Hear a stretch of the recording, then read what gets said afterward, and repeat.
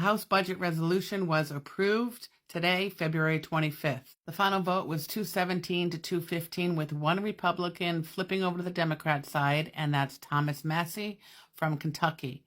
Now, House Majority Leader Steve Scalise said that the other 11 Republicans, I told you, remember, there were 12 that wanted to flip. The other 11 were really on the fence. Trump came in, well, he got on the phone, he spoke with them, and he convinced them to all vote yay. So the House bill is approved. I'm going to go through it with you. I'll go as quickly as possible, but I'm not going to speed talk because people need to understand this, okay? First of all, $4.5 trillion in tax cuts. That's what's in the bill. Now, what they're saying, out of the $4.5 trillion tax cuts, if they can't find $2 trillion in spending cuts, meaning the social programs of Medicaid and food assistance and things of that nature, if they can't find $2 trillion, then the $4.5 trillion in tax cuts might have to go down to $4 trillion. Okay? Because these programs, these social programs, are mandated expenses of the federal government. But there are cuts and things that they can do with those.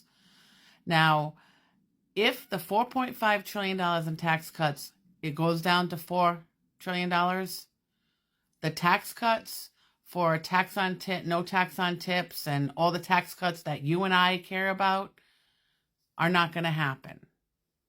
$2 trillion in spending cuts. Now, this is over a 10-year period, and the social program where money is spent the most is Medicaid. And the reason for that is back when they had Obama's Affordable Health Care, they still have Affordable Health Care Act, that enabled adults who are not on any type of assistance or are not on disability or not on Social Security. It enabled adults who didn't make enough money to also get free health care. And it looks like that's going to be cut. Now, they are not specifying which social programs will be cut. They're not giving any details. They haven't given specifics. But $880 million have to come from Medicaid and food assistance somehow, most likely Medicaid. What does this mean for you if you're on Medicaid? Listen, I don't want people to get really stressed out. People have enough to deal with in this country, and we all have our mental health to worry about too, right? Medicaid, if it's cut, if federal money, if there's less money comes from the federal government for Medicaid, the states have to step up and spend more. Cuts have to be made, but that doesn't mean that they just get rid of programs and you have nothing. That's not what it means, okay? Now, what else is in it? $100 million on immigration enforcement and military. An increase of $300 billion in border enforcement and defense programs. An increase. That's on top of what they already get. The debt limit for the country will be increased to $4 trillion. Let's talk about the tax cuts. So $4.5 trillion in tax cuts is in this House bill.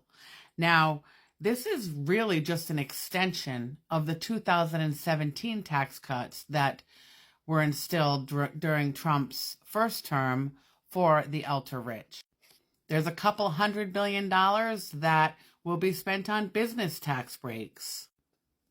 And speaking of business tax breaks, during a press conference like a couple of hours ago when Trump was signing executive orders, he said that Apple, who's a business, right, donated $500 billion to the United States because they don't want to pay tariffs and because they want the tax breaks. So these are the type of companies and people who are getting the $4 trillion worth of tax breaks. Can you imagine how much money in tax breaks Apple must be getting if they're donating $500 billion? That's incredible. Now, if they find a total of $2 trillion in spending cuts, Those are the social programs I told you about, which they don't think they'll be able to find $2 trillion worth. But if they do, there's a tiny, tiny bit amount left to spend on other tax cuts. These are the no tax on tips, no tax on Social Security. The rest of what they might have, the little bit, might be for you, but they have to find it. So all of these tax cuts are for the rich.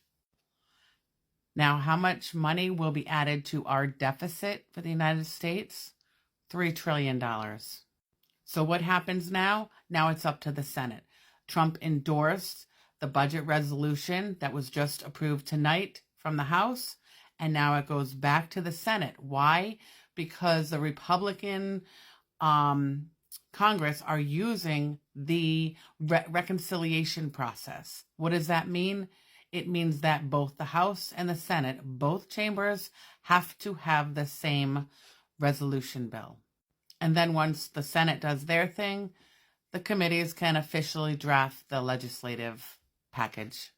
So this is where we're at, and I will continue to update you as information comes out. I appreciate you being here. Please like, follow, and share so I can continue to bring you more content. And if you have any questions, I will be happy to answer them to the best of my ability or research them for you if need be.